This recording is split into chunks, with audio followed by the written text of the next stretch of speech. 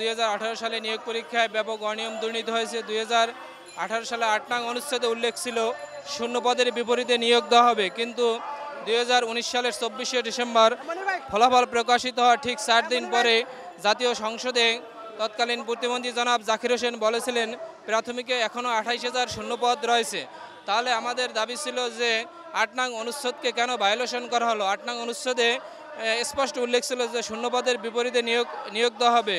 তখন আমরা রাজপথে আন্দোলন কর্মসূচি 2020 সাল থেকে এখন পর্যন্ত চলমান আছে।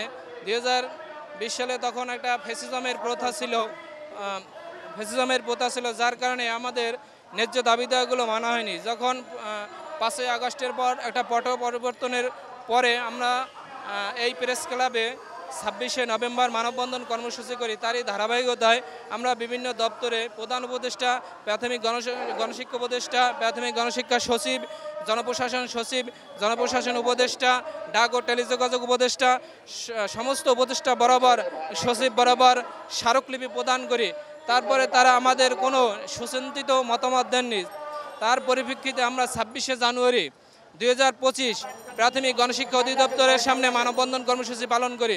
তখন অধিদপ্তর থেকে আমাদেরকে ডাকা হয় যে আপনাদের বিষয়ে আমরা একটা সুচিন্তিত মতামত দেব, আপনারা বিশৃঙ্খলা সৃষ্টি করবেন না। আমরা কোনো বিশৃঙ্খলা ছাড়াই 2020 সাল থেকে 7 বছর মাঠে সুশৃঙ্খলভাবে আন্দোলন করে আসছি, কিন্তু আমাদের ন্যায্য দাবি দেওয়া তারা শুধু আমাদের আশার বাণী শোনায়, কিন্তু আমাদের নিয়ে তারা কোনো প্রকার ভাবে না।